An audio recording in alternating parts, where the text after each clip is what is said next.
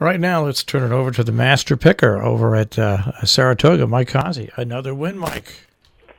Yeah, it didn't pay a lot, but a win's a win. Paid $4 and change, which is kind of like what I thought was going to happen. But it's a win. A lot of people can't pick a winner at Saratoga. Well, yeah, you've had your years there that were very bad, but you're on that. I think 2 out of the last two or three been pretty good. Yeah, 2 out of the last 3 years you've been okay. Actually, as a matter of fact, there. Just that 1 year, you just couldn't buy a winner there. No, I remember that. All right, so I lead the way. I have no idea what happened in sports last night. Went to bed early.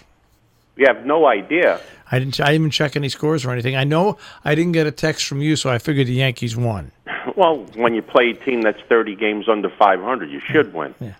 They beat the White Sox 7-0. The White Sox just an awful team.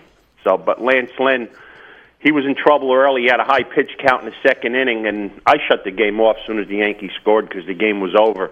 And he lasted deep into the game. He started throwing, I'm assuming, better strikes from what I've seen on the highlights, less pitchers per inning, and I think he went 7 1/3. So it was a good outing for him, a good way to get your feet wet against an inferior team. And the Yankees beat the White Sox 7-0.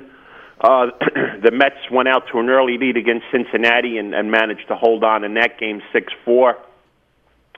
The Phillies lost in 14 to Arizona in a battle of 2 first-place teams in the National League. Arizona beat the Phillies 3-2 on a walk-off home run in the 14th.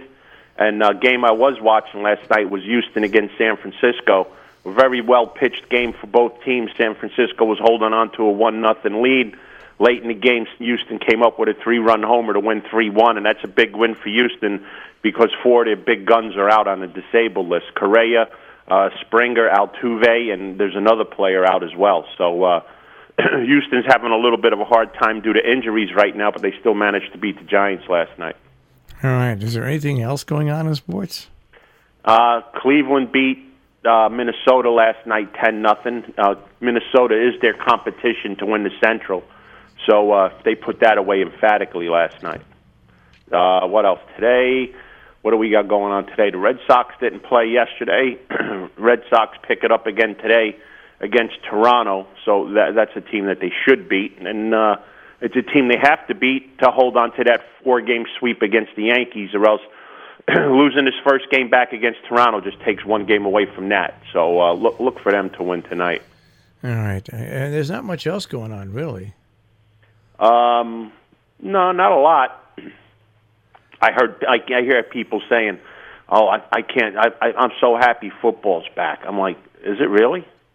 It's not really? Back. It's not back let me know when it's Thanksgiving. Then I'll start paying attention to football." It's not back because yet. baseball will probably be over for 2 weeks around Thanksgiving, right? Well, let's put it this way. I mean, football. Well, those are the football fans that think football's back when they do the draft picks. And if they I mean, it's football's not, but it's not like. See, this is the whole thing that people misunderstand. When baseball starts spring training, we're still in winter. We still football's just over for a month. But we're still in winter. You know, the weather's crummy, and when you see the ball players out on the ball field, it makes gives you hope of spring. That's exactly right. The beginning of baseball season is different than the beginning of any other season. Sports-wise, you just hit it right. It gives you hope for spring. It gives you hope for your team. Mm-hmm. It all comes together. It's a sign of something you really look forward to.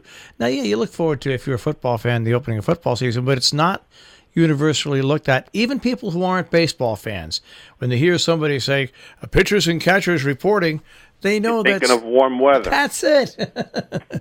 How'd you like to be yesterday sitting at a football camp? How would you like to be sitting at a football camp yesterday in that heat? Never mind the guys playing with the pads on. I know, it's crazy. How could you play football in this weather?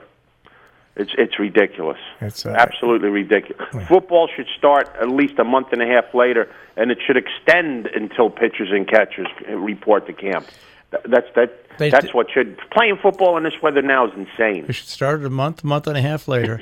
They should cut the regular season down from 16 games to 14 Make it 14, games. Yep. Yeah, and it's just it would be better for the players' health going into the season and coming out of the season. and it would be better for the fans. It would add something special back, but it's never going to happen. It's never going to happen. And it's just stupid. How about this one other story? So you get a scholarship to a Division I school, and you're probably saving your parents anywhere between $200,000 and $500,000. 13 players on the University of North Carolina football team are suspended for selling their shoes that they get for free. How's that? Now, that's crazy. You know why I say that's crazy? My son Sam when he went to college, in high school, he was a shot put thrower, okay? Now, my son Sam went to a Division I college, Holy Cross, okay? And they put a note up that they needed for their Division I track team. They didn't have anybody to throw shot put. So they looked up through the records, and they contacted Sam, and they said, we saw you throw a shot put in high school. He said, yeah. So he joined the team, right? He got shoes, he got track clothes, he got food money, it was a great deal. And it never ever crossed his mind other than, wow, this is really something pretty special. And I'm on a Division I team.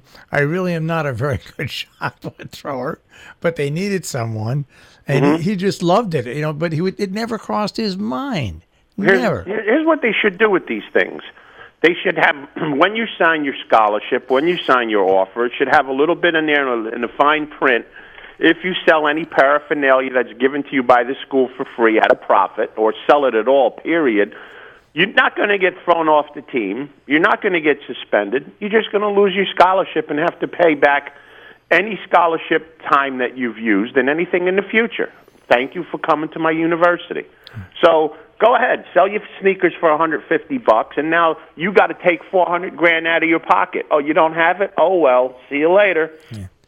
It was, and it used to be something that you would hold on to, and then maybe at the end of your each year, if you had a brother or something like that, you'd give them something. Give it to them. Yeah.